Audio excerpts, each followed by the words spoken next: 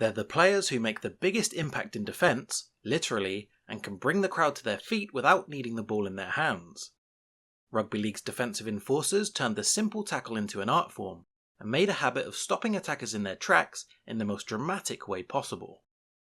Rugby League top videos have narrowed down the top 10 hitters, and with the quality of options, we could find no room for the likes of long-time sparring partners Paul Harrigan and Mark Carroll, the best giant killer of all in Jeff Tuvey, the Wild Panther Mark Geyer, Solomon Haumono, Ben Teo, Matt Rua, Dylan Napper, or Wade Graham.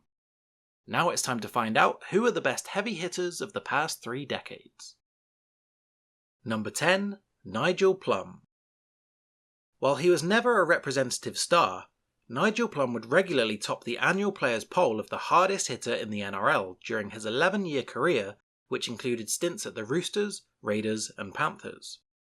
Plum was all about technique, and his hits would often knock the wind and stuffing out of opponents due to the perfect timing and granite-like impact. Next Friday, Kenny Dow. Oh! It's run into Nigel Plum, one of the renowned big hitters of the game. But Nigel's got his arm up. Nigel hits well. Number 9. Ian Roberts. In the 1990s, there was no bigger threat to an attacking player in the middle of the ruck than Roberts. An imposing figure, he would often level opponents during his club career with Souths, Manly and the Cowboys, while he always added an extra layer of starch in the representative arena with NSW and Australia. Cunningham's chasing Potter, will have to look over his shoulder. He beats Cunningham cleverly. There's been nothing wrong with the form of this man in the game. What a tackle from Roberts. Crunch! And he screams at him to get up and play it. This is what you call a dead end bang. Number 8. Adrian Morley. The English international was another volatile forward who sailed a little too close to the wind on occasion and often found himself in judiciary strife. But when he was on the field for the Roosters from 2001 to 2006, they were a pack to be feared.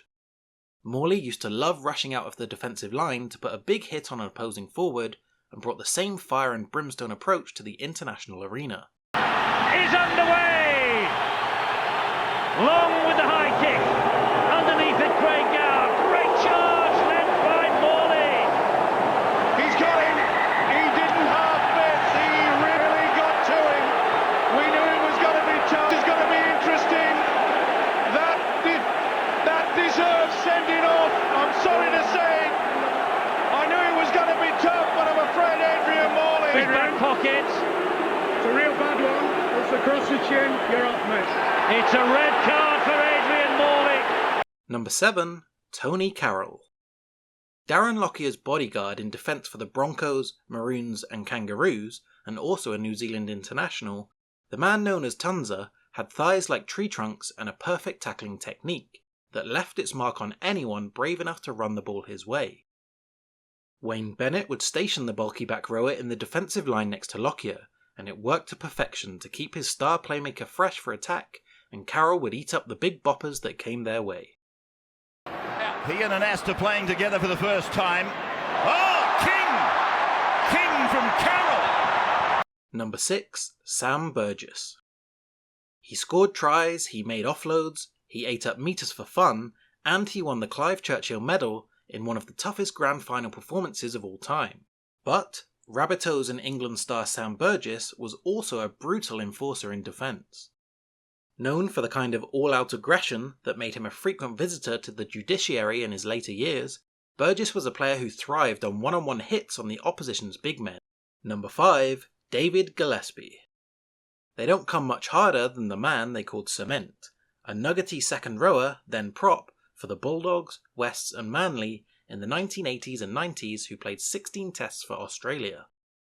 There was nothing pretty about his game, but his brutal tackling style meant many of his opponents quickly learned how to sidestep to ensure they veered away from his presence in the defensive line. From the field, a consoling pat on the head from Langmack won't do him any good. Yes, watch this. There was the step and the awful right arm coming up, and that is, while it might have been a reflex because he's been stepped by a small light man, the evidence of it is there to see. As the step comes now, and in she goes, and that really is a sending off offence. Number 4. Trevor Gillmeister. Known as the Axe, the big hitters get all the best nicknames, for the way in which he chopped down opponents, Gillmeister was a bruising defender who regularly cut ball runners in half.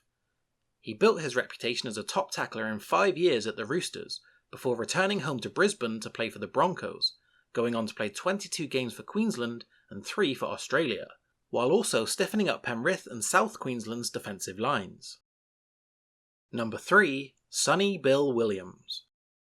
Before the shoulder charge was banned, the greatest exponent of using it to knock down a defender was the Dual International.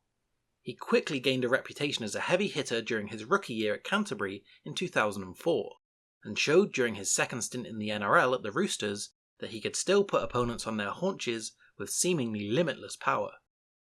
Here's Flannery. Oh, that's a great tackle by Williams. The 19-year-old picking off Chris Flannery. Number 2.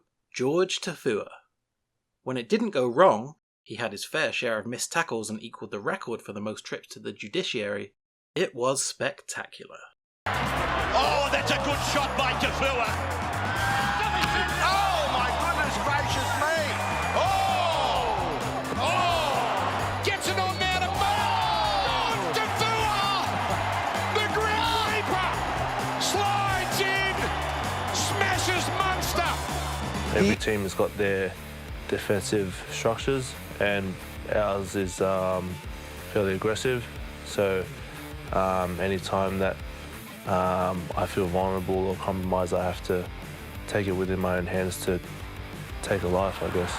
The switch between he and Gillett, and then coming out with a big tackle, George Tafua. I'm shaking a little. I don't want to make you angry. Oh, good. So do you lead with the right or the left, or that's a decision that it depends on the ball carrier, which way they're facing? Yeah, so because I'm on the left wing, I use my right shoulder a lot.